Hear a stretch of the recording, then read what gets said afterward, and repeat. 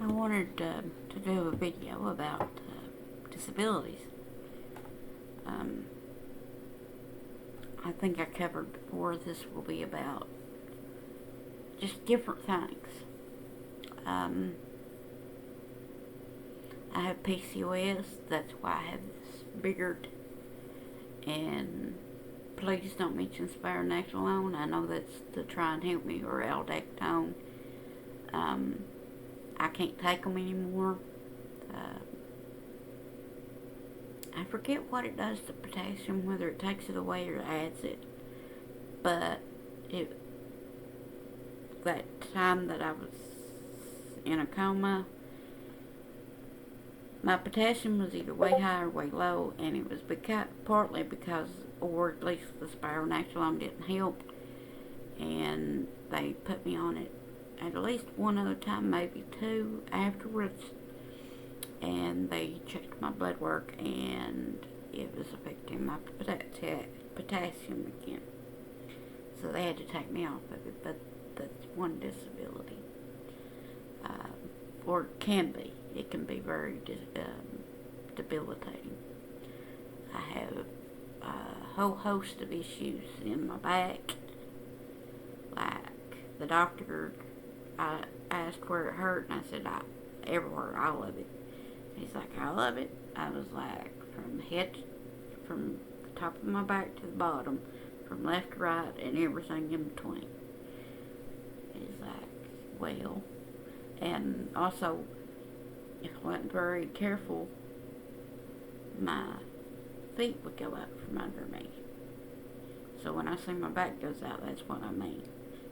And so he was like, we need to do an MRI, and they did, and there was something wrong with literally all of my back. Different things in different areas, but it's pretty much a train wreck.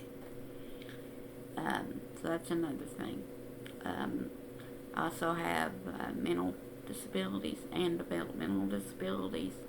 I was born with mosaicism, or mosaic Down syndrome, which most people haven't heard of because it's fairly rare, as is translocation Down syndrome. The most common, and what most people have heard of and think of, affects about 95, actually more than that percent. It's usually more like 96 to 97% of people is, of course, the trisomy. Mosaic just means it doesn't affect all genes, but it affects some genes, and it affects everyone different. So it might affect certain cells in my body that it doesn't affect in somebody else, and vice versa. And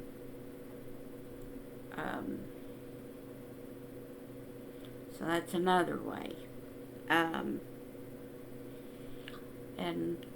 I was actually born with scoliosis, and I found out that, and the doctors didn't know it, and don't blame them, but sometimes I get frustrated just thinking about all the times I said I was in pain, and because I was young, they treated me skeptically. And it turned out that I had an issue with my neck that I was born with, that they found just recently. And I have issues with my stomach because of the mosaicism, or the mosaic Down syndrome.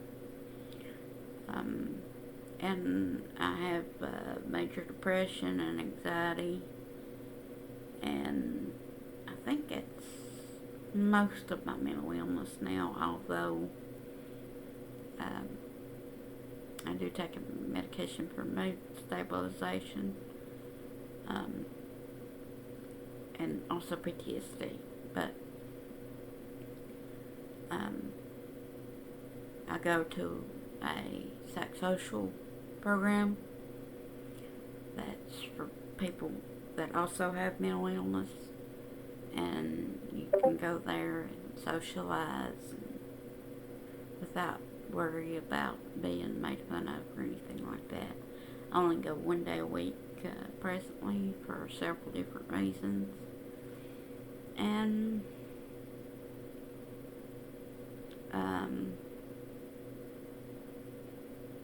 think it's the most I can really think of. And of course, little issues that everyone has, and a lot of complications from like the PCOS that leads to a whole host of other issues like the insulin resistance, which I don't have to take any medication for right now because of diet and exercise. Although now that I've gained some of the weight back because of my back, they were thinking about maybe putting me back on metformin. But if I can get my back taken care of, which is why I changed insurance, then I can lose the weight again. And I know this because I've done 2 of the temporary. This is where they just do something to the nerve for 2 weeks. And really, the effects of it are the most potent those first 2 weeks, but it lasts for about a month or so. And I lost weight during that month every time because I was able to walk more.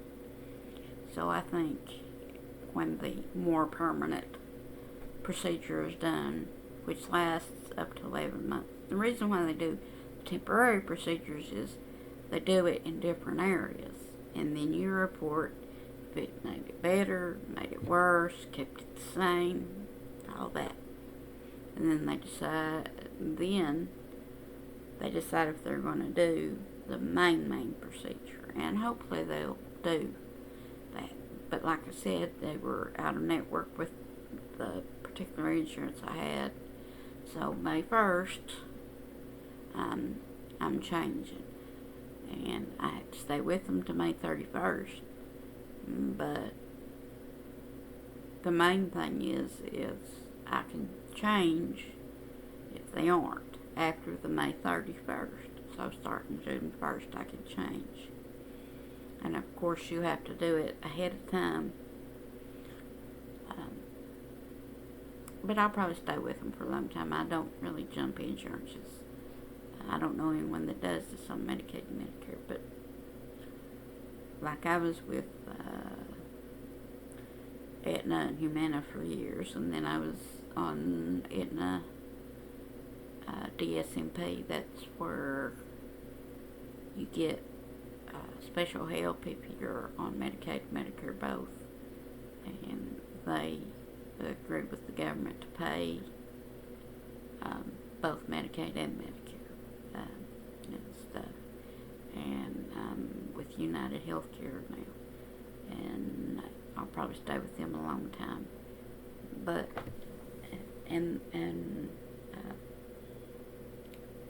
they actually call me once a year, and I can call them anytime.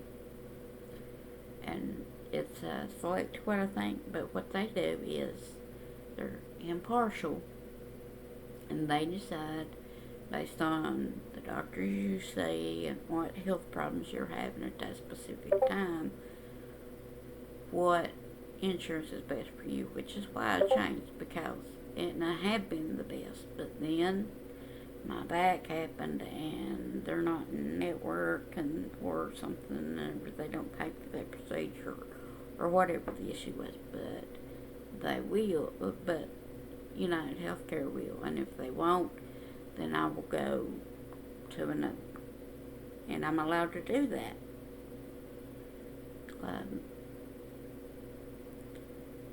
But I have to have my back fixed. I have to get it fixed.